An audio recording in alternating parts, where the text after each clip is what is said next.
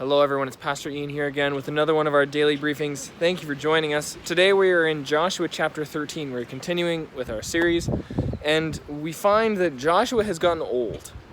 So many years have passed since he entered the land at the beginning of Joshua, and he has reached a point in his age when he can no longer continue as the leader of the Israelites.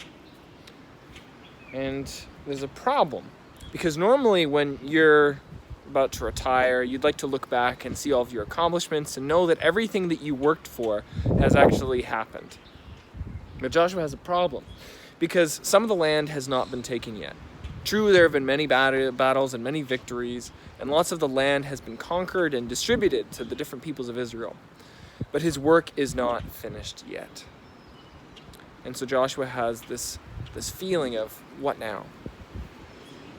And so there's this description in Joshua chapter 13 of God speaking with Joshua and saying, your work is not yet finished, but I will be the one to deliver the land into the hands of the Israelites. There's this passing of the torch almost, where Joshua, old and beaten down after years of fighting, that he is done. He can't continue. And like Moses before him, he's reached this point where he can't keep going. But it's interesting that God steps in and says, I will carry this on for you. And for me, when I read Joshua chapter 13, I see it as a reminder that for all of our good work, for all of our effort, for all of the different ministries that we're a part of, for all of the energy that we invest in people and programs, in loving people, that ultimately what matters is not our skill or our heart or our energy, but really what matters is God with us or not?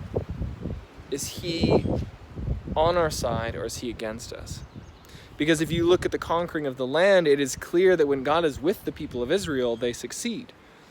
But when he is against them, they fail. He is against the people in the land because of their sin, because of their debauchery, because of all the terrible things that they are doing. God looks at them in judgment and says, I will deliver the land to people who follow me. And then in Joshua chapter 13, they continue to explain how, this is how much of the land was allotted to this tribe or to another tribe. Because the people of God needed to know that there was more to the land distribution than just random, this group gets this, that group gets this. Manasseh gets this piece, but Gad gets another. Reuben gets one section, Judah gets another. There is seen to be this divine appointment to the land. And this is something that will follow for generations upon generations, this idea that God is ordaining certain groups of people to live in certain places. But what here is the most important is that Joshua's work was not finished in his lifetime. And our work will not be finished in our lifetime.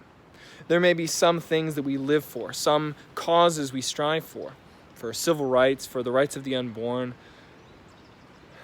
And you know what? You may live and fight and die without ever seeing your vision come to fruition. You may live and say, you know what? I want to see my country be a Christian country with Christian values. You may say, you know what? I want to live in a world where all people are treated equally, regardless of if they have some type of mental disability or based off of the color of their skin. You might have this drive and this desire to see a freedom of religion in our country where we can worship the God that we choose in peace and in harmony, free from discrimination. That may be your vision and your dream, but in the case of Joshua, he never got to see the land totally in the hands of the Israelites, because it was never really his mission to begin with. Joshua 13 reminds us that it's actually God's mission, that it's God's purpose at work here. Not Joshua's. Joshua is but one of the pieces. Now, I love chess. Chess is a game that I've been playing since I was a little kid. With my dad, when he taught me how to play, I thought it was one of the best games ever. I went to tournaments, I went to chess clubs, I learned how to play.